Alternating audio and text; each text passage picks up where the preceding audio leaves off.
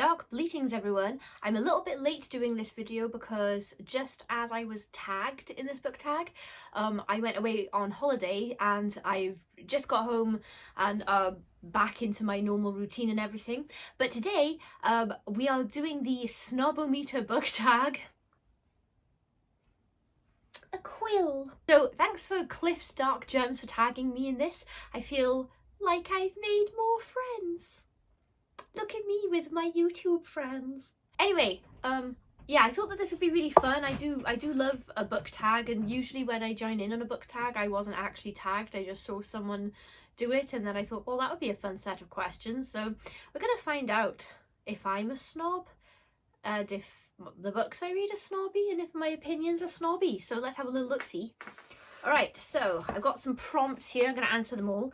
So number one, the first prompt is, what is your definition of book snobbery? So my personal definition of book snobbery is, I guess if people just have an attitude about the types of people, the types of books that people read, or like if they put qualifiers in like, oh, that's not real romance or that's not real horror or something. So people, I have found as a reader and writer of horror, much to my dismay, that people tend to be very snobby about horror and they don't think that it's literature.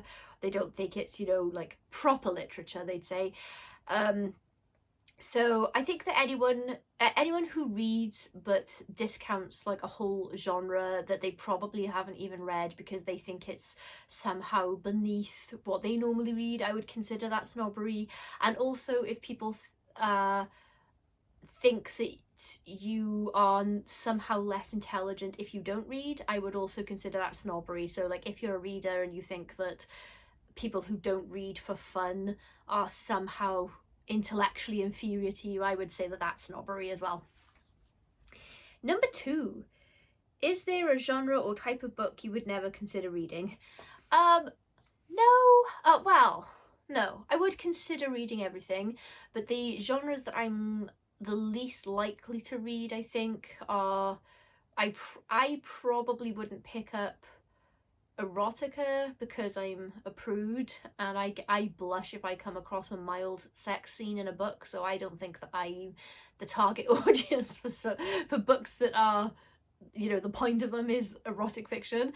I don't think there's anything wrong with them, it's just not my particular. I'm getting embarrassed because I've mentioned the word erotica, so yeah, nothing wrong with it as a genre, but that's probably something I'd stay away from. I also typically don't enjoy like hard-boiled detective stories and stuff like that. I'm very narrow-minded, honestly. I love horror. I love horror in all its forms, and I very rarely branch out of horror. But prompt number three.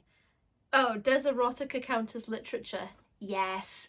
Of course. It's as much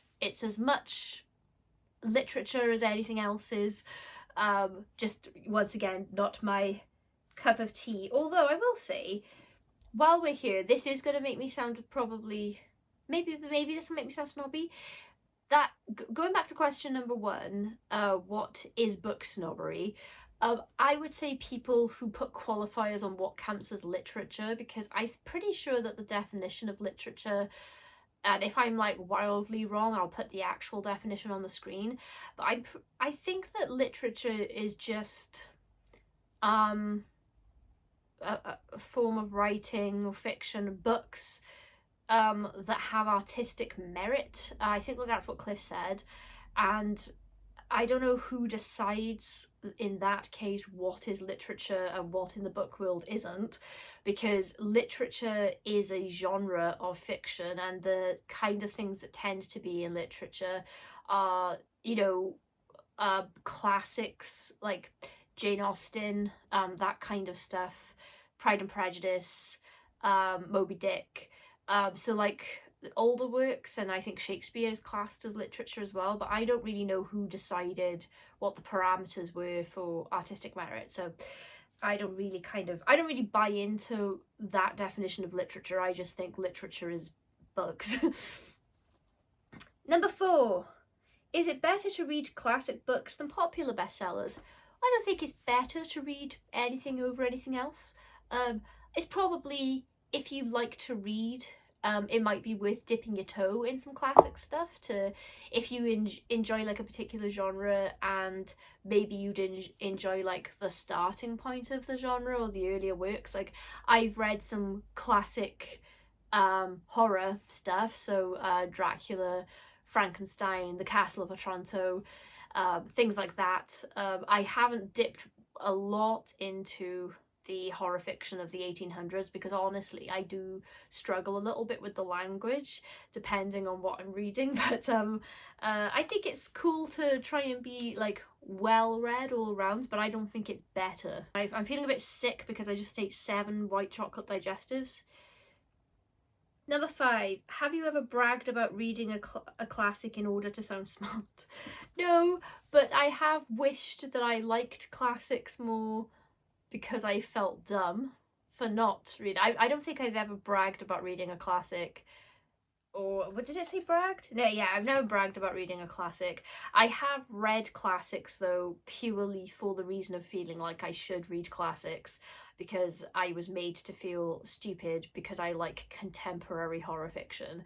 And I just found that I don't enjoy reading classics as much because trying to decipher the language depending on how far back I'm going takes me out of the actual story, and I like to be quite immersed in the story. But if I'm reading if I decide to read a classic because I'm interested in the language of the time, then that's a different reading experience. But just for pure enjoyment of sinking into some fiction. What was the question? Yeah, no, I've never bragged about reading a classic, but I felt dumb for not liking classics more. 6, do audiobooks count as reading? What about comic books and graphic novels? Right, yes, and I am going to sound snobby now because I've seen the argument that listening to an audiobook isn't reading because it's listening, not reading.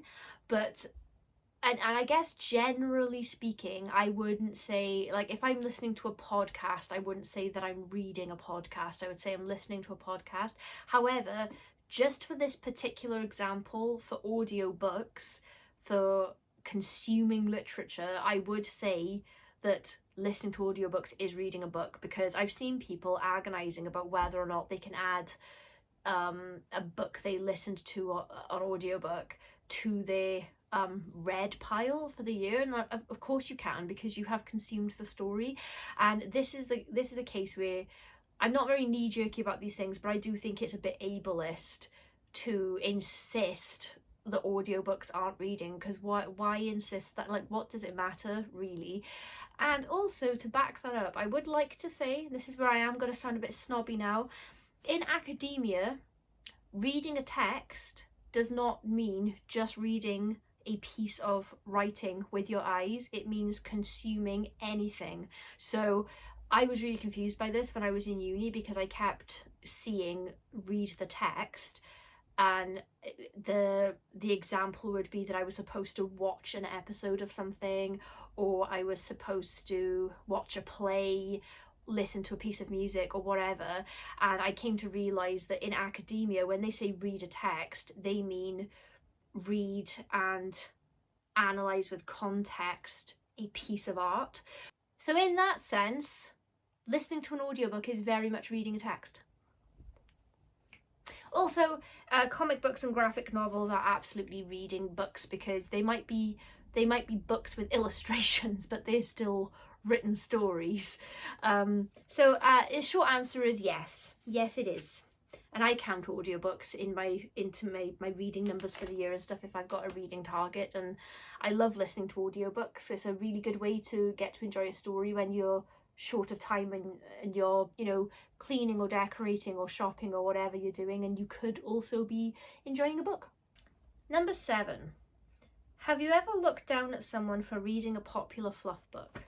And the examples in brackets for popular fluff were like a memoir or a self-help book. So me as I am today, absolutely not. I just, you know, I always like talking to people about what they're reading, regardless of what they're reading. And it's even better if they read stuff that I don't read, because then we have more to talk about.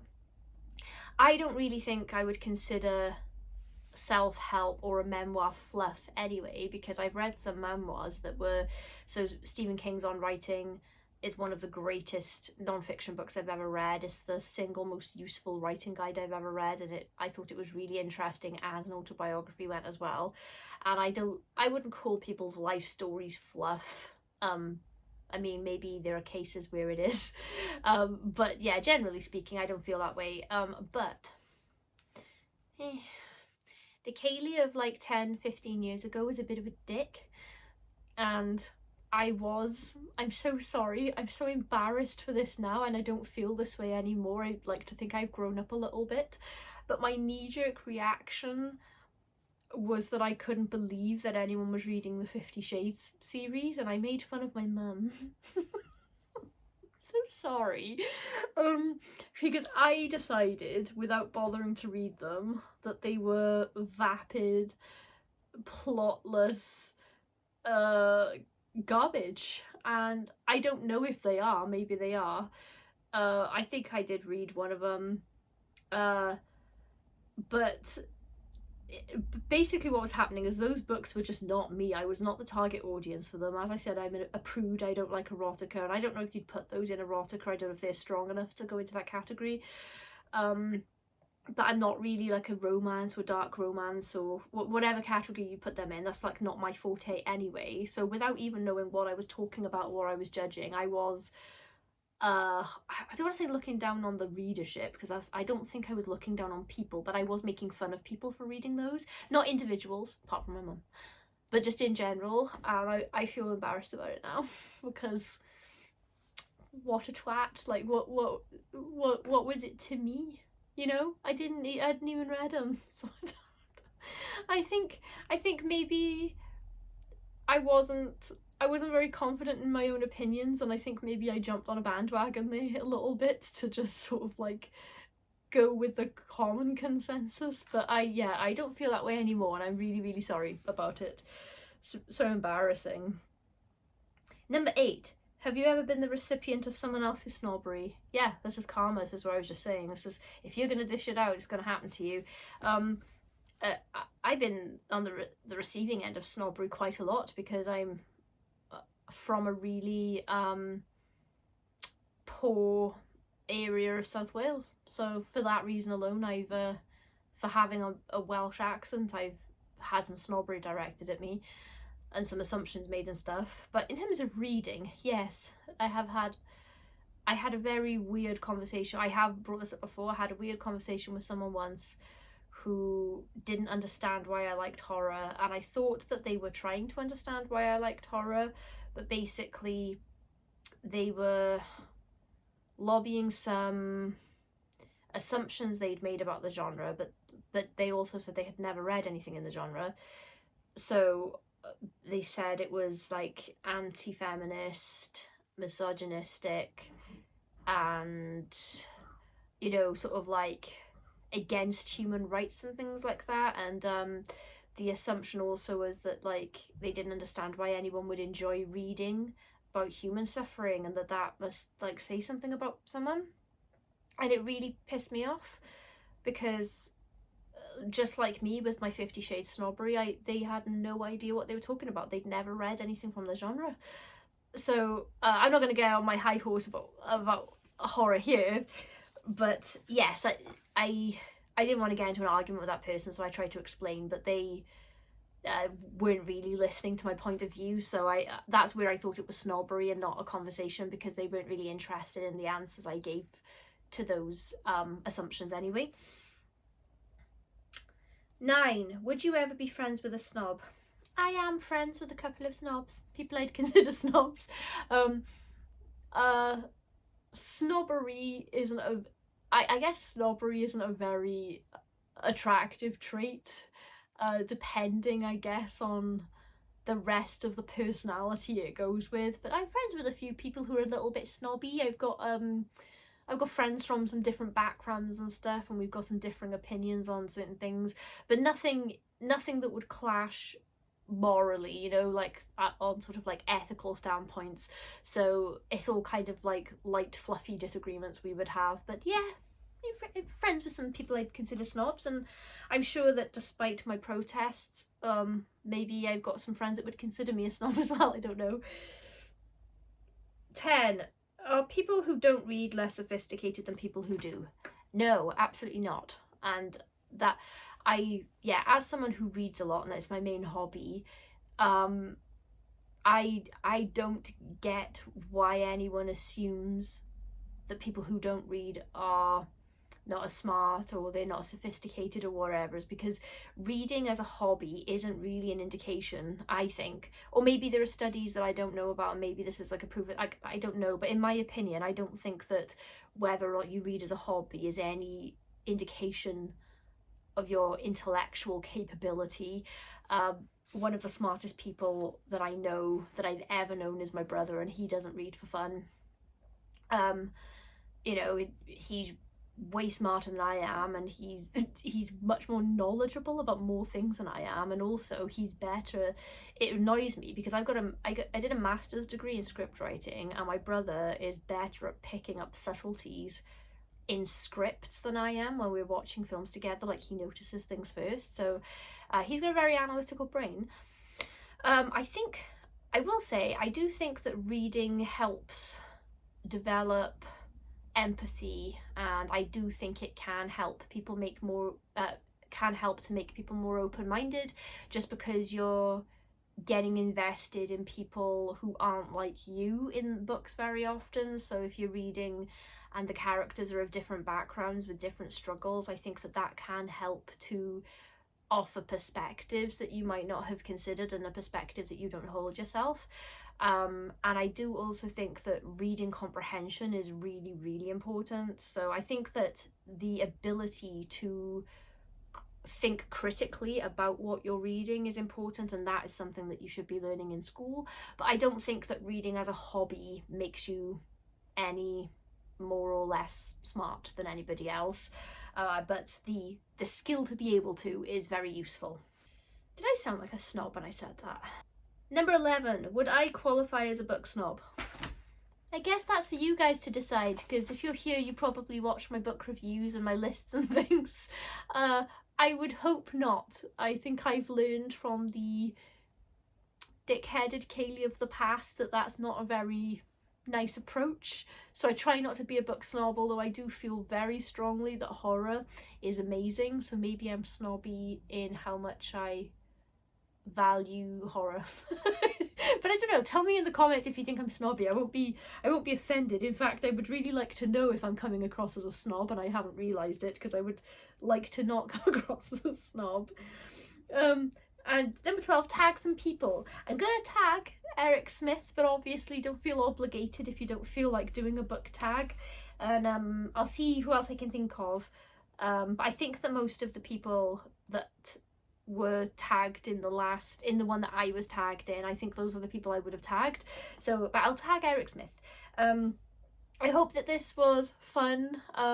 Let me know if you've got any sort of bookish snobbery you want to share. Like, it would make me feel a lot better if people admitted that they were also snobby about 50 Shades, so I just don't feel like a twat out here on my own, like on a floating twat island. Those white chocolate digestives have really done a number on me mentally. Okay, and from this week forward, we're gonna resume normal videos again. I know it's been a bit higgledy-piggledy because I was away and we didn't have a video last Saturday because I was just too tired after getting home from traveling and stuff. Also, Abu Dhabi was amazing. It's a great place to go for a holiday. I loved it. Really good food. But yes, I will be back with a video on Thursday. I'm going to do a catch-up on my read what you own challenge, because I've got, I think, 6 or 7 books to tell you about. I've almost hit 50 books, and I gotta tell you, it's been really hard to not buy any. I'm hitting a point now where I'm trying to read faster because there's books I want to buy, and I'm starting to feel like I've got a bit of a problem. But yes, Thursday I will be back with my Read What You Own update, and then Friday we will be playing Silent Hill 2 remake. Saturday I will have another bookish video, and then on Sunday we've got an author interview. So I hope that you enjoyed this video. Let me know about your own snobbery in the comments, and I'll see you next time. Bleed!